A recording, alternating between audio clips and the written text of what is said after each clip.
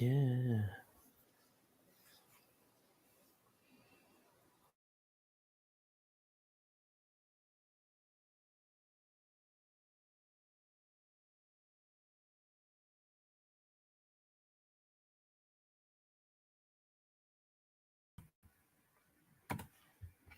Notts County Talk, Thursday night, 7:30 means one thing. We are live with the Pavis perspective.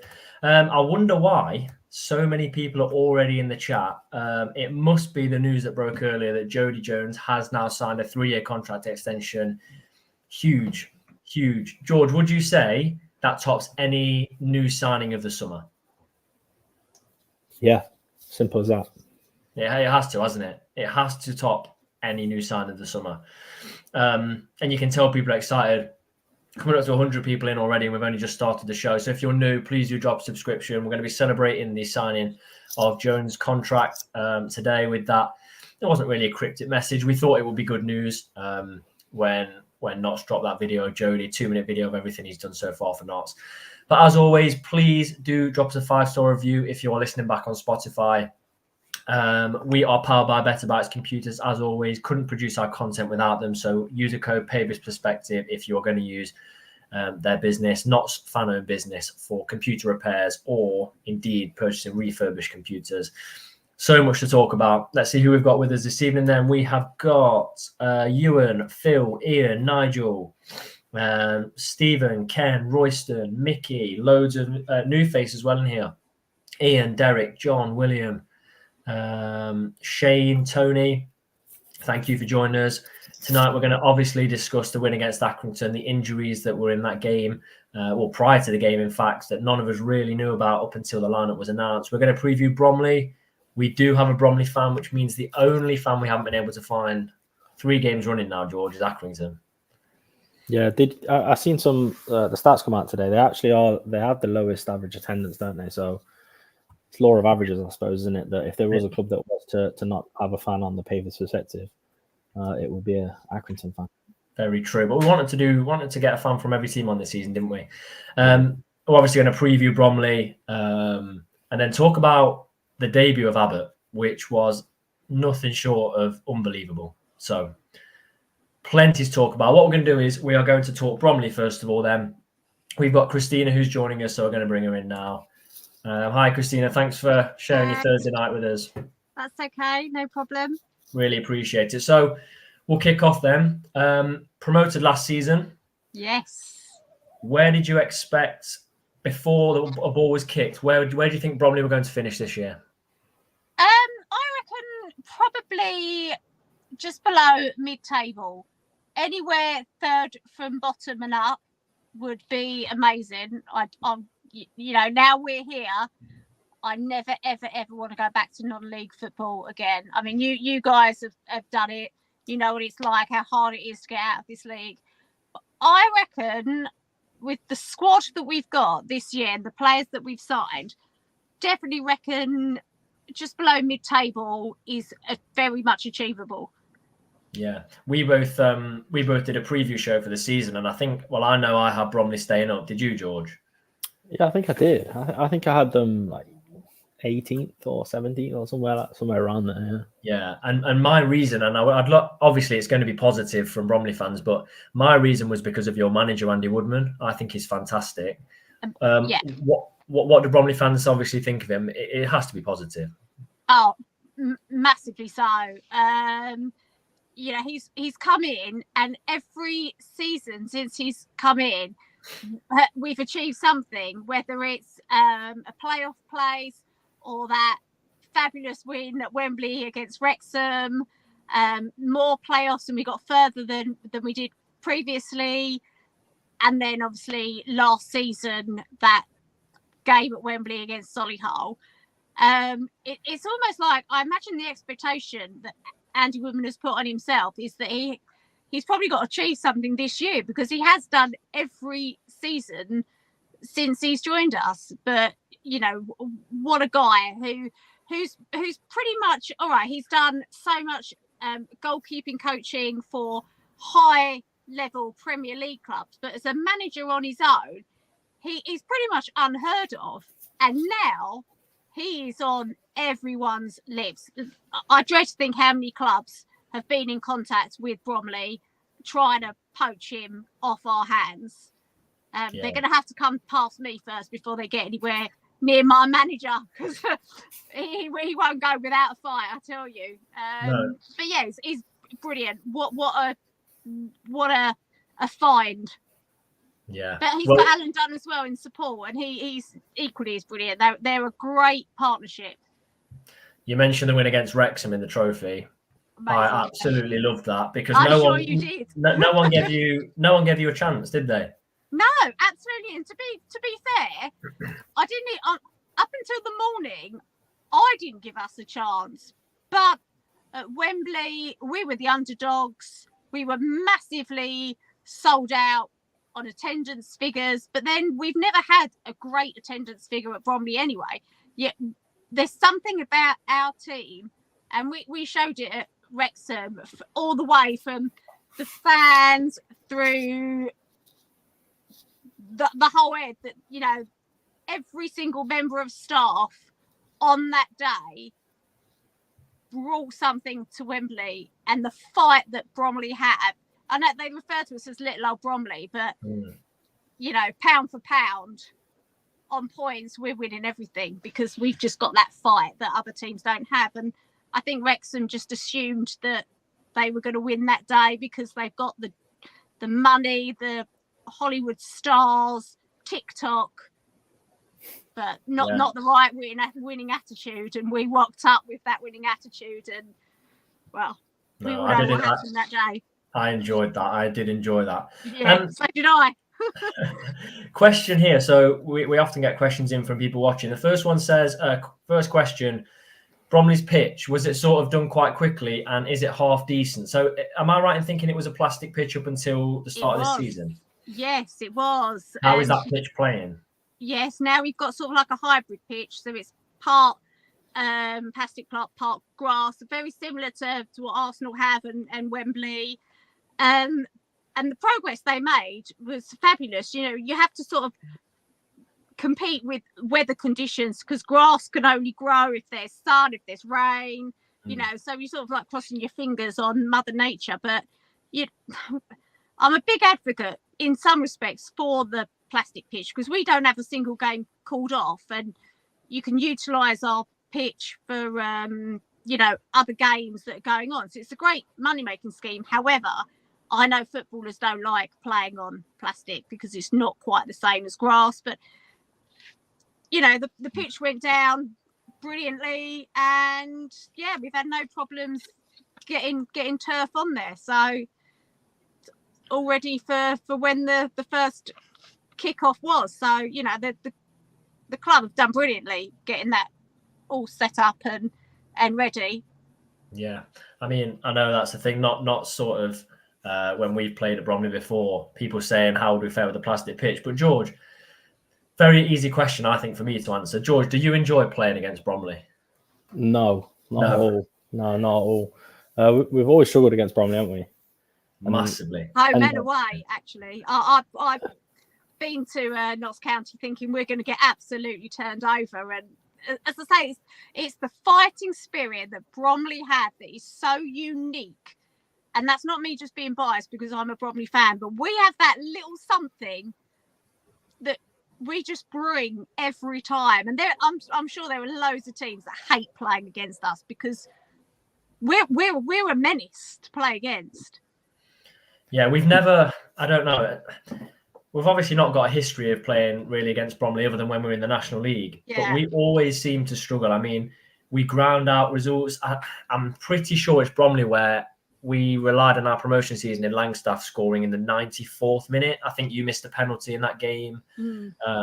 But yeah, never a nice team, and not really a good matchup for Notts, I don't think. And I don't think that's going to change because you've still got Woodman in charge. So I'm guessing your style is very similar to the way it was in National League. Very much so. And we've still got Michael Cheek, who, nightmare. You know, the name now speaks for itself. He scores goals, and you know that's the chant we have from the terraces.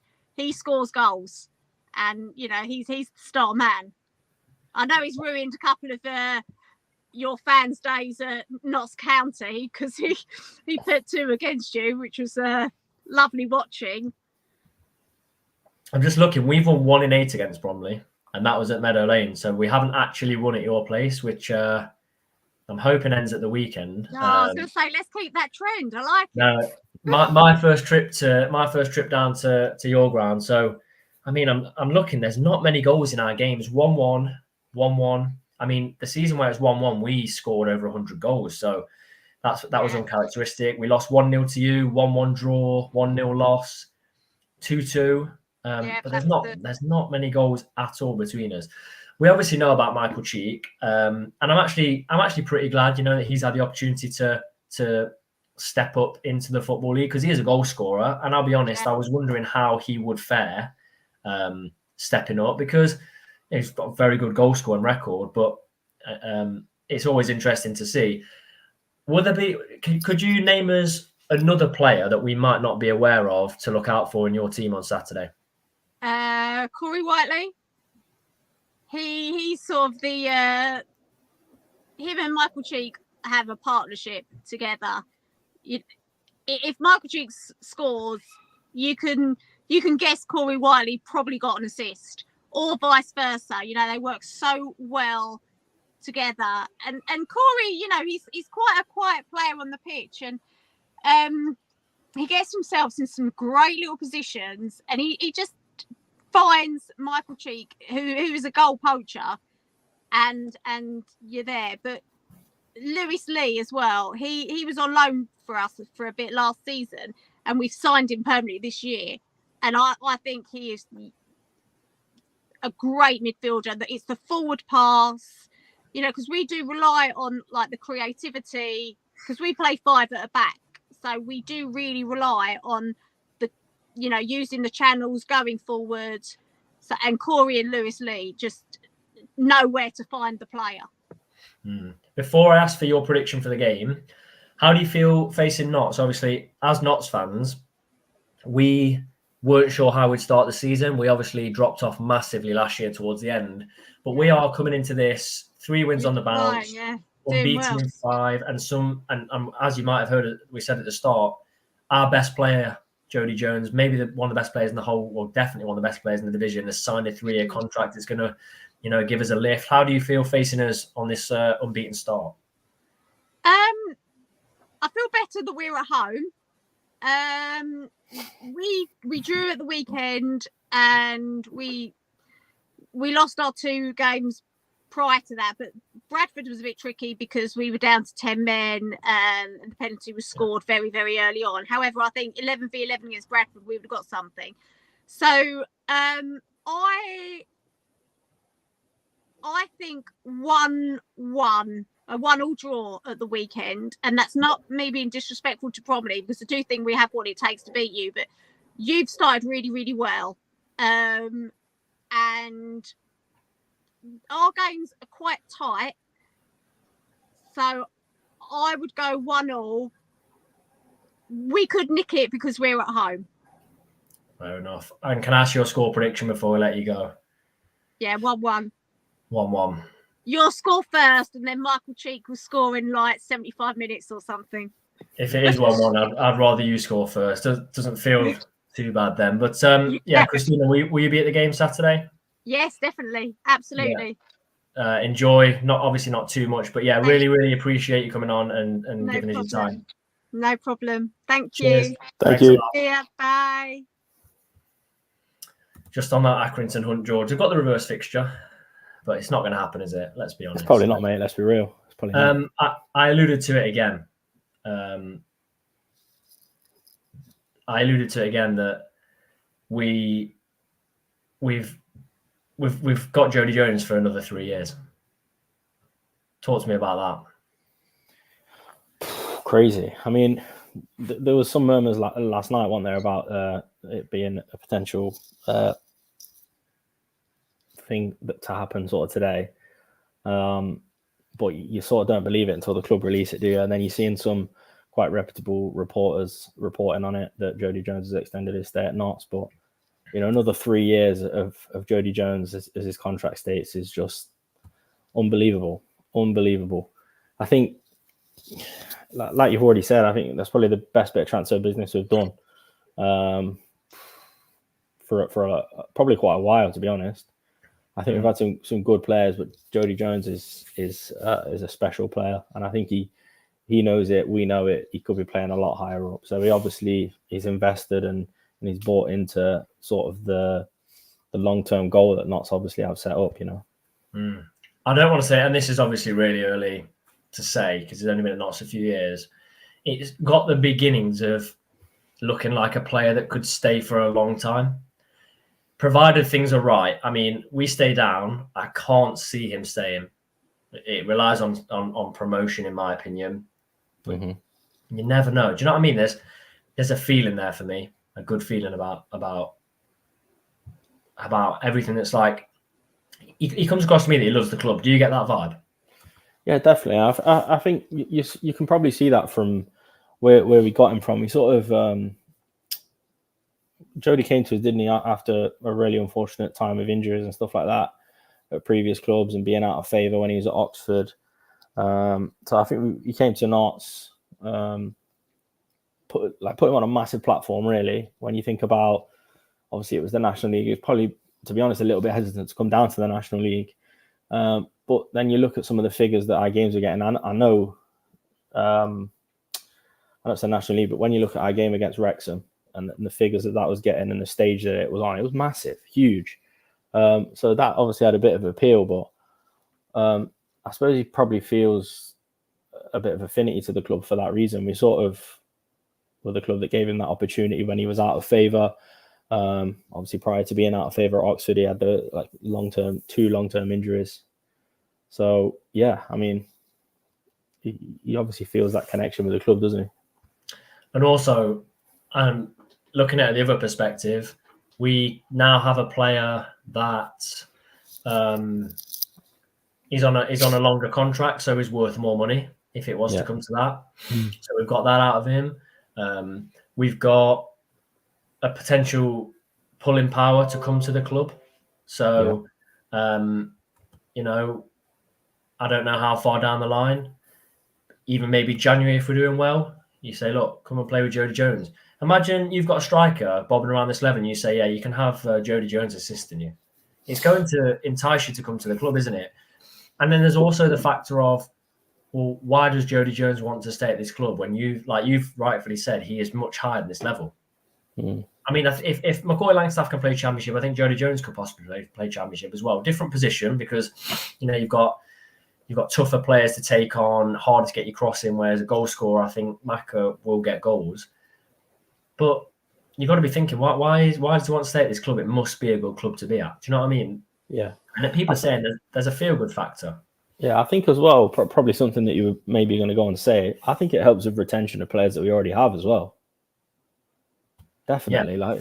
There's going to be players that might be thinking, their contracts are sort of coming up to being up at the end of the season.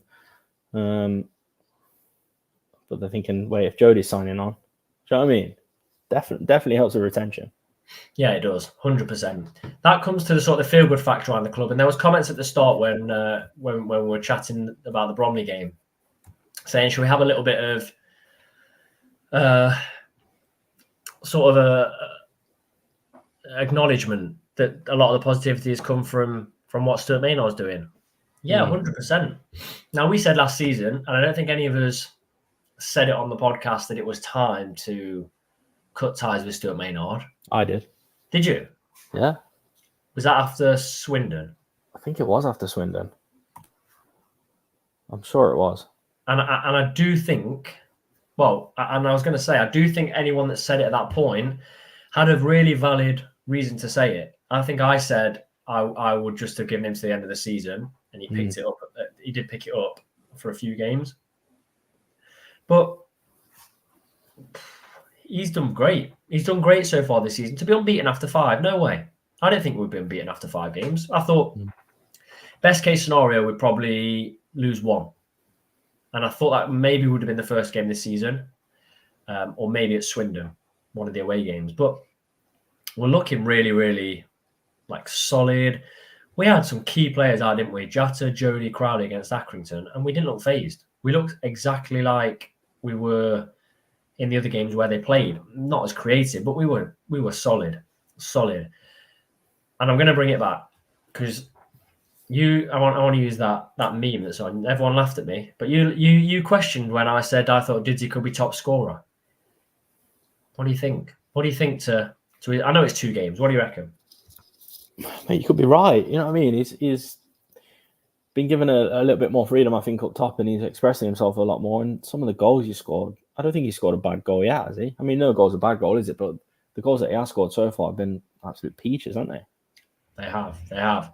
And I saw something that I never really clicked on last season. He wasn't allowed to play in his best position. Yeah. Not allowed, but he couldn't because we had Maka. And at no point could you say Maka deserved to be moved out of that position. Now he's allowed to play there. He looks so good. So good. I mean, let's be honest. I said on the It's All Black and White episode, why would Accrington allow him time at the edge of the box when they saw what he did against Swindon? But again, let's be realistic. They probably knew that. They probably didn't mean to allow him time. I watched it again. He just pulls off the defender a little bit, steps back, and he puts it in the top corner. I mean, that's just his quality, isn't it? Ewan says Accrington were a team of 11 rugby players. I think that's being kind. There are 11. I don't know if call some of them footballers, but Dale says, "Did you won't start every game, so he won't be top scorer?"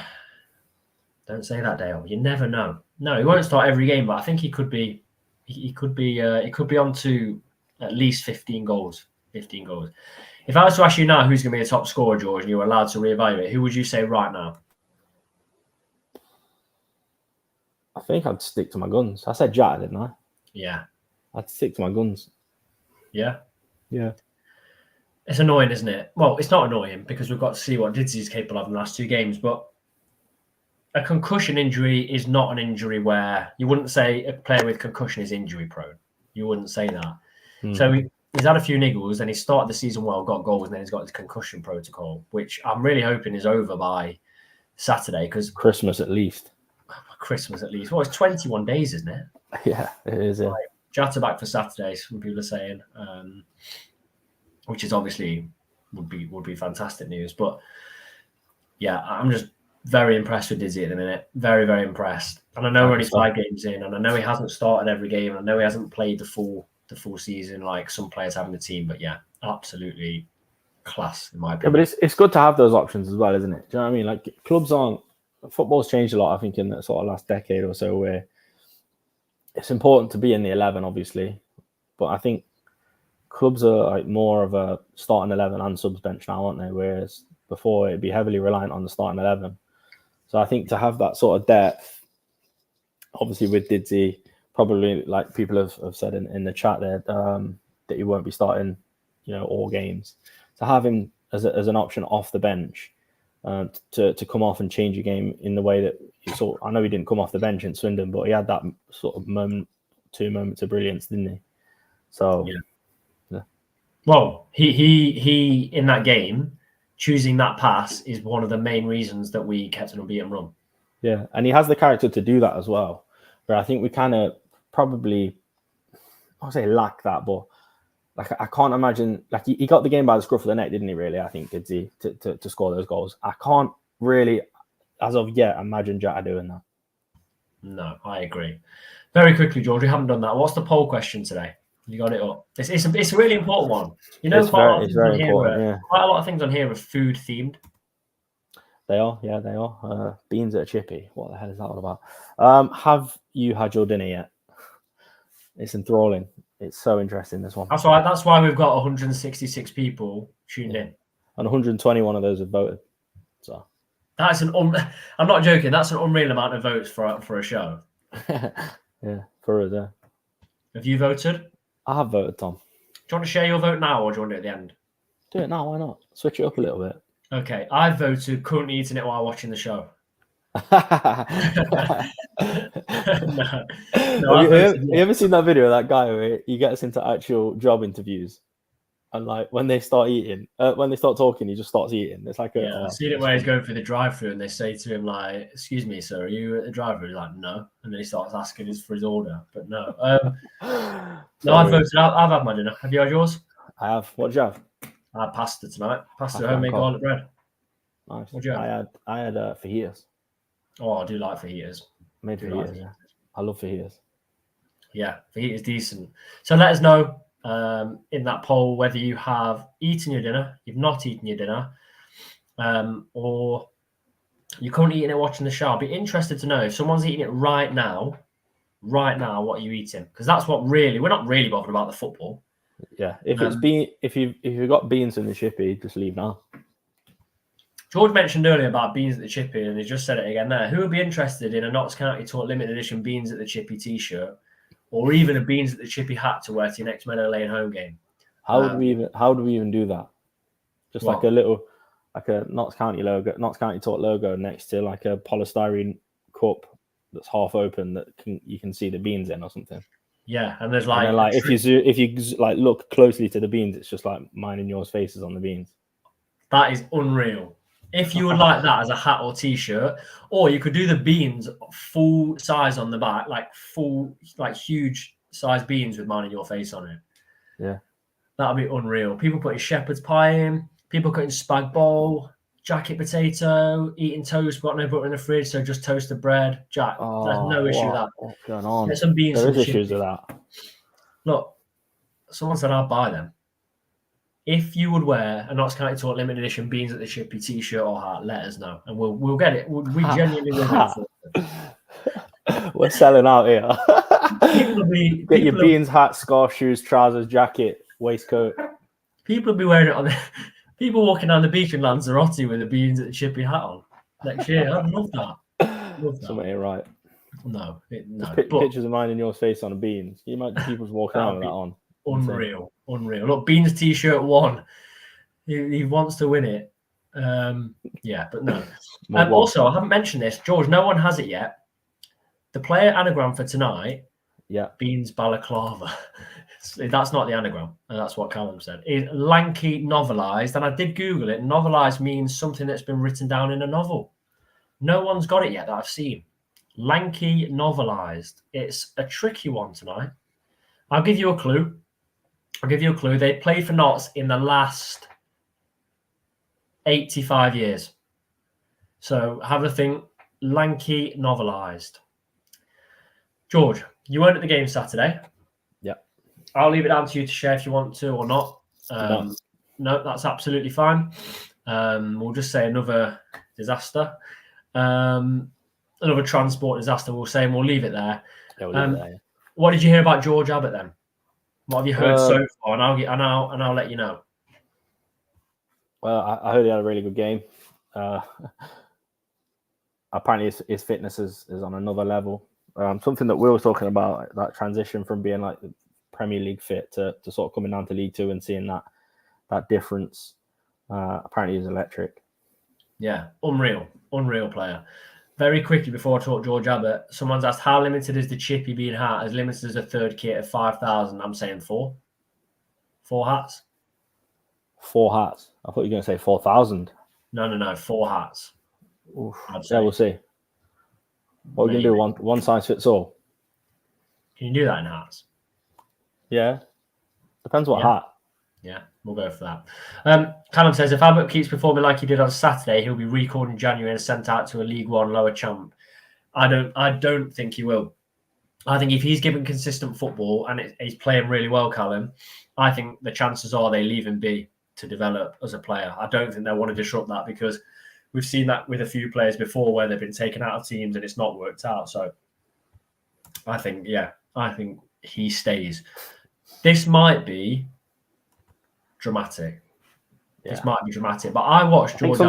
Sometimes with what Callum's just put there, I think better off left in the head. That one. What Callum put? Yeah. For those on Spotify, Callum says he'd need a bigger hat. So this might be dramatic, right? But I watched Abbott play, and he's played 1 game and 10 minutes against Swindon. Mm-hmm. And I sat there and I And let me know in the comments if this is over the top or it's if anyone else thought. I thought the way he strengthened that midfield, I'm not saying him on his own, could be the difference between automatic promotion and playoffs. Huge thing. He was that good. After seeing him for 100 minutes. Huge. If he plays like that week in, week out. Now we've seen players play well when they first come to a club and then drop off a cliff. Mm-hmm. But I think, and James says never fall in love with a lone player. I know. That sounds really dramatic, what you just said. Yeah. All right, then. Fall off a cliff. Yeah, all right, then. Heavy, get your beans hat on. Sorry, I've lost it now. But no, you've got Palmer, Abbott, Robertson when he's back. Tell you what, right now Robertson's going to struggle to get back into that midfield. Yeah. Dyche, he's good. I mean, I've seen a lot worse midfielders here, and he's only been here 5 odd games. I mean, I've watched Harry Arter and Dan Gosling try and play football for Notts County in the past few years. Yes, Arter started okay, but Arter didn't even start 10% of what Abbott did. I was watching it, and I watched, did you see the little highlights clip Notts put together of Abbott's start? No, I didn't. It's just him flying his tackles, winning the ball back, and then driving forward. That's all it is. Like you watch it and you think, oh, there's nothing amazing there. I think he could be a big, big difference. I want to see what he's like away from home when he's not got the Medal Lane crowd with him. But I think it could be huge. Do you think that sounds dramatic, George, from the point of view of someone that didn't watch him? A little bit, yeah. 100 minutes. I think next time you see him, that will change. Yeah, mate, I hope you're right, mate. I hope you're right. Quite a lot of people, yes, Dion Kelly-Evans is the anagram tonight. Lanky, novelised. Dion Kelly-Evans.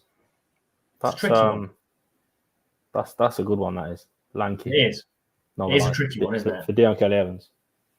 Yeah, I think it's... Probably smallest player not survived. Yeah, exactly. So he's not writing a book on how tall he is. Simple as that. Yeah. Did he get banned for that tackle? I don't know. He's obviously got his red card. I've heard nothing since.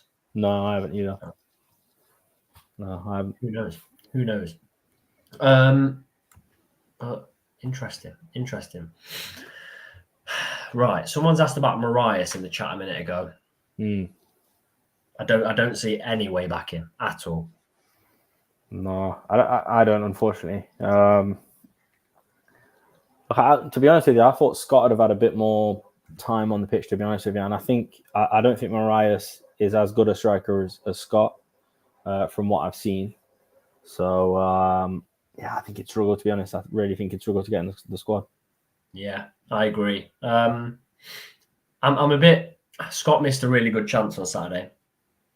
Probably should have scored, if I'm remembering the right game. I'm sure it wasn't the one against... No, it wasn't the Grimsby game. It was definitely this one. He needs a goal badly. And I think once he gets a goal, that's going to be massive for him. He's not had... Am I right in thinking he's not had a goal since he's been back from injury? No, he hasn't. Oh, hang on. Did he get a goal against Warsaw?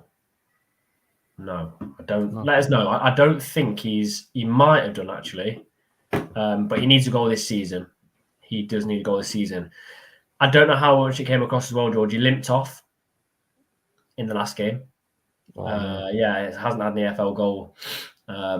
It looked like he'd pulled his groin, and I think Maynard basically asked him, do you want to come off? And he stayed on, but he was hobbling around. The second the final whistle went, players obviously went in front of the cop as they do. He walked straight down the tunnel, didn't shake hands with anyone, was straight down. Someone followed him down from the coaching staff. So hoping it's not too bad, but yeah, it is gutting for him. But I mean, you wouldn't think a groin injury is a huge one to keep you out. I mean, compared to his last injury. Yeah, true. I mean, fingers crossed it's not a long-term one, because you sort of need that depth, don't we, I suppose? Yeah. Joe says Caro is on fire for Rochdale. Never heard of him. Apparently Toby as well. Yeah, but I've heard of Toby. Love Toby. No, but he is doing quite well for Rochdale, to be fair to him. Brown looked better than Scott when he came on. Yeah, he was quick. He liked to drive forward as well. So, yeah. And there's a comment here that Moraes hasn't actually scored for Dagenham yet. Look, people might question it. He was in form when he came to us. He'd already scored double figures for league goals for Dagenham that season. So he was in form. And I think the reason for signing him was we were flying really high. And I think if Maka was injured, we would have had someone that should have hopefully stepped straight in and scored goals at this level. It was like an insurance policy, but it never happened, obviously. So he got injured. Maka never got injured. It just wasn't. It was more of an insurance policy for promotion, in my opinion. Competition for places is massive. I don't think we had that last year. It's really, really good now. We had injuries on Saturday to 3 key players, or 2 injuries and a precaution. And let me read you out the bench still.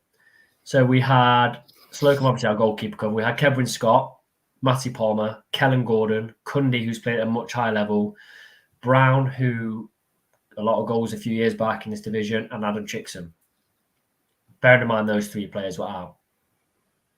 That for me is fantastic. How impressed would you be, and what would it do for your confidence, or is it still too early, George, if we were to go to Bromley on Saturday? I'm not saying this is going to happen, and we were to comfortably turn them over. What would that do? Because we do not do well there.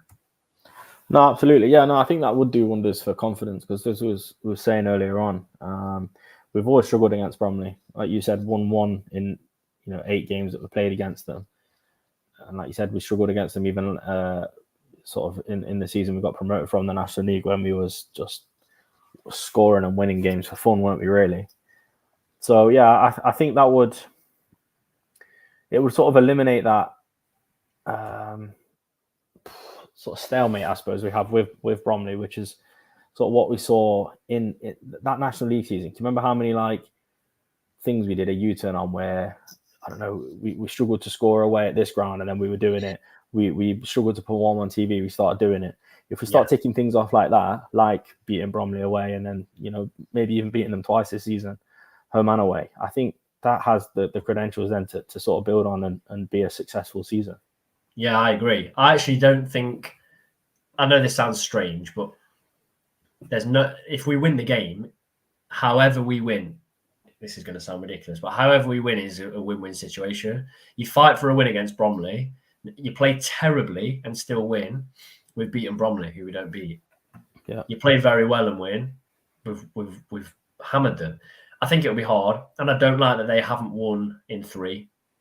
But Crewe did beat them at their place, and Crewe are not having a fantastic season. Yes, they're moving up a little bit, and yes, they're only a few points off us, but the season is still quite young. So that's. I think it's going to be good. It'll be a good game, not on an artificial pitch, which actually will benefit us massively. Right, George, let's go to the poll question before we do our team then. We've done it. What is it? I know, but the percentage.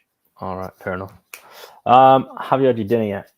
70. Whoa, hold on. Calm down, Tom. 135 votes, by the way. 77% of those 135 said yes. 21% said no. 2% said eating whilst watching the show. 2%, and that was me. That was me and you. Yeah. Wow, 2% eating whilst watching the show. I thought that'd be at least 20% for this time. But yeah, fair play. People getting in early, sorting out, getting their food digested before bed. I rate that. That's unbelievable for me. That is unbelievable. I think that's made my evening.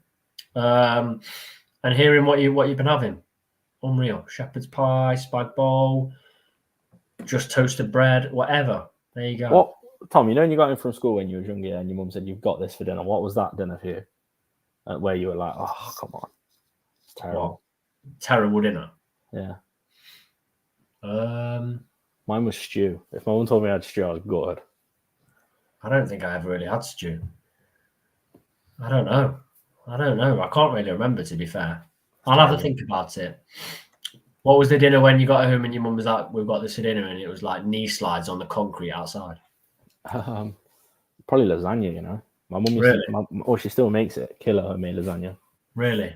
I was a big fan of Yeah, any kind of pasta. You got to love a pizza, though, haven't you? Pizza as a kid, Friday night. Yeah, defo. I think sort of stone baked pizzas are the go, aren't they? We need a separate podcast. We do. Yeah, we do. I call it Beans at the Chippy podcast. I would. Honestly, chicken dinosaurs. Callum said, "We're all grown ups in here, Callum. Come on, chicken dinosaurs." Next, they'll be typing alphabetic spaghetti in there, and then it'll all kick off. Yeah, you can imagine what Callum be spelling out with that as well, can you? Chicks and hat trick. Chicks and hat trick in the alphabetic spaghetti. 100%. Right, let's get onto our team because again, food has got us, going off on a tangent. I think this lineup's really hard to pick because if players are back fit, what do we do? So Bass in goal, same back three for me. Yep. Cerula has to start on the left, although he did start on the right against Accrington, but I think that was more to accommodate Austin. Jody has to come back in. He has to. Yeah. Then what do we do with the midfield? For me, that's the $1 million question, I think, for us at the moment, isn't it? I'd struggle to pick it. I really wouldn't like to be Stuart Maynard come Saturday. Well, probably Friday evening, to be honest, when he comes to picking the squad, because that midfield is a nightmare to select, isn't it? Well, I'm looking now. Matty Palmer's minutes, 23, 34, 23, 28. He's definitely building up, though, isn't he? I think he's being built back up correctly, which is good to see. Oh, yeah. He's not being rushed back. I don't think he starts. So then it leaves us with, it has to be Abbott. Yeah, has to be. And who else? I think I go Abbott and Grant. Yeah, I think Abbott and Grant. And then that leaves me 3 more players. I think you go Crowley back in if he's fit. Mm-hmm. I don't think you drop Didzy any further back. I think even if Jatter's fit, you start Didzy. Yeah. And then is it Edwards you go for? Probably. Yeah, I think probably Edwards. I think Hinchy misses out. I think Palmer's not fit enough to start. I don't know about Robbo. That's what I go with. It's crazy, isn't it? With the whole McGoldrick situation, he literally played behind the striker all last season. Now all of a sudden, you feel like if he was to drop back into that position, you'd be doing him a disservice. You know what I mean? Yeah. Well, he scored a third of the number of goals he scored last season already, and he's played 7 times less games. So I know it's 2 braces, but I think it's good. His minutes have been managed. 8 against Tranmere, 11 against Fleetwood, 23 against Grimsby, and then 2 lots of a 90 and a 76. So really, really good in terms of that. Here says Edwards in form, earned his start for the time being. Yeah, Charlie looks like he agrees with us, although he's gone. Charlie has left out Grant. I don't think you can leave Grant out at all. For me, he was like, if Abbott and Didzy didn't have their performances, he was my next choice for man of the match, without a doubt. Right, score prediction then. My first visit to Bromley. I can't see what I said earlier happening, where we walk over there. I think that they're not a good matchup for us. We don't like our style of play. Whilst they're under Andy Woodman, it's not going to work. I don't think. So I'm going to go 3-2 knots. If we keep a clean sheet, I think that would be fantastic. That would be 3 clean sheets. That would be clean sheets in 3 of the first. It'd be 50% clean sheets. I'm going 3-2. I'm going to go 2-1, I think. Fair enough. Probably say McGoldrick brace again, just to keep it going. If he does, that'd be unreal. Let's see what we've got then. We've got 2-1 agreeing with you, George. No one else will agree with you. We've got 2-1. Oh, we've got 2-1. What's going on here? We've got 3-0. We've got 1-1. I mean, I probably will be okay with a draw, but we've got a difficult next game coming up against Gillingham. We've got 2-1, 1-1, 4-1. Didzy first minute, Chicks off bench, hat-trick, 81, 87, 91. We've got 2-1, 3-1, 1-0. I hope, Will, that's a 1-0 to Notts. We've got 2-0, 1-1, 2-1. 1-0 again. I hope that's a win for Notts. We've got that 2-2 again from Milkman, and we've got 1-0 Notts. So lots of positivity, but obviously that little bit of apprehension that it is Bromley that we are playing. Another fantastic guest. Christina was fantastic coming on, giving us an insight into Bromley, which makes it 5 out of 6 so far for away opposition fans. If you're going to Bromley, however you go in, it's a long old journey, so safe travels. Might see you down there. Let's hope we can keep that unbeaten run going, see some fantastic performances, get key players back in and build minutes up for those players that are still coming back from injury. As always, please leave a like, comment anything else you think of after the video, and please do subscribe to the channel because we are really, really growing so far this season.